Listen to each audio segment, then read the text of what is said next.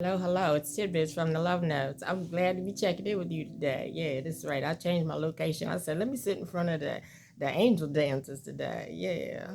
So this is Tidbits from the Love Notes, and we have shared a lot about love. We've been talking about that a lot, and cleaning up our sin, and getting on purpose really close to honoring love and honoring God. We've talked about that. This comes from Galatians chapter 5:16, which is stay in spirit, and Romans 8-4, which says walk according to the spirit. Okay, so that's the background, the text that God brought to me. Now, for sure, we have to stay close to God because that's what we've been talking about, staying close to God, staying close to loving God. It's not like we do it though, and then that's it. We embrace God, so that's it. We don't have to do nothing else. It's done. No.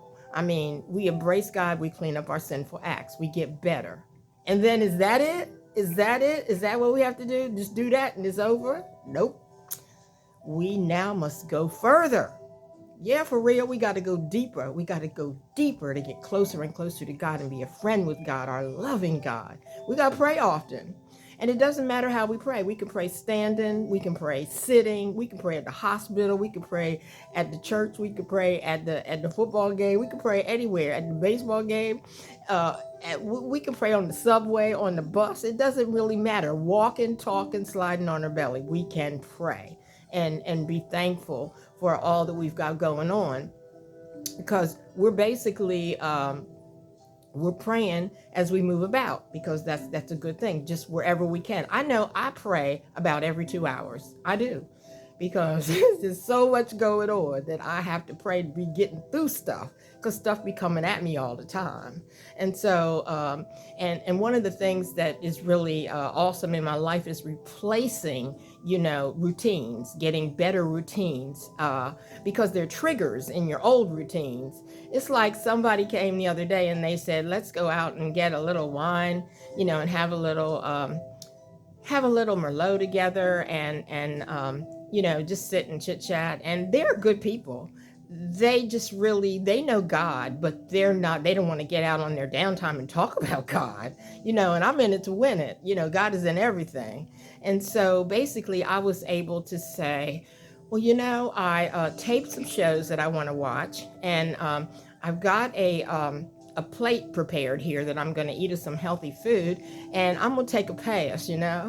And so the thing is, if I had gone out with them, I would be drinking something I didn't need to drink, talking about stuff I didn't need to be talking about, and eating bad food. I'd be eating some bar food, and I didn't really need to be doing that. And so I believe me, I prayed after I got through that, because that's what you call a trigger.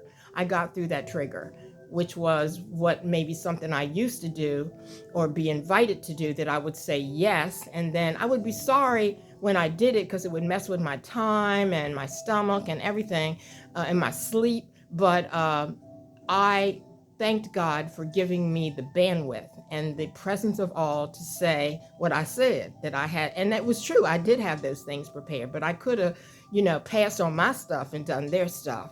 So when things like this happen, I'm talking about triggers, because just because we got close to God and we know our loving God doesn't mean not gonna have triggers. We're gonna have triggers that are gonna test us.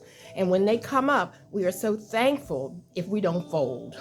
We don't fold and just go along. And that is something to share with others when we get out and about, to share with others it's a testimony that you have had things happen to you that make you want to go down certain path, and you have chosen a different path that's better, you know? And so it's called testimony. Yeah.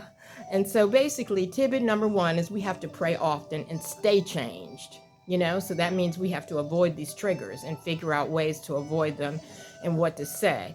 And tidbit number two is go to community functions, and share with other people these things that are happening to us. When we're out and we're with other people, let them know things that have happened to us that have been really changing us, making us better. And tidbit number three, pay attention to our slipping. Because I know there are people that are around that I know that they just happen to be people that they know God, but they still do a bunch of cursing, And I find that a lot of times if I'm around them, I might say something cursing just because I've been so contaminated by their conversation, that they keep doing it. And so then the next thing I know, I'm saying, now it might not be as I'll say sinful a word as they said, but sin is sin. So it doesn't really matter if you're still doing it because you've been around somebody that's doing it. Well, it's the same thing. It doesn't matter what it is. So I'm saying that's another thing that we have to pay attention to not get caught up by other people's ways that they haven't improved in, so that you take it on again. So that's tidbit number 3. Tidbit number 4 is when we're in prayer. You know what we need to do? Announce to God. We need to announce to God and to our friends and let them know we are changed. We are different. We are doing better. Not help me do better. I am better. We are better. State it, affirm it, stand in it, pray on it, let it be known, And folks, I'm around a lot of people and they say, well, you've always been like that. You've always been doing good. And I say, you know what? We can always get better. We can always get better. And I'm making a start now to be better. With the help of God, I am going to try to even be better. And so the last tidbit is tidbit number 5 is avoid letting other people set our limits for us. And this relates to me in terms of getting rest, because you can't help nobody if you don't get no rest.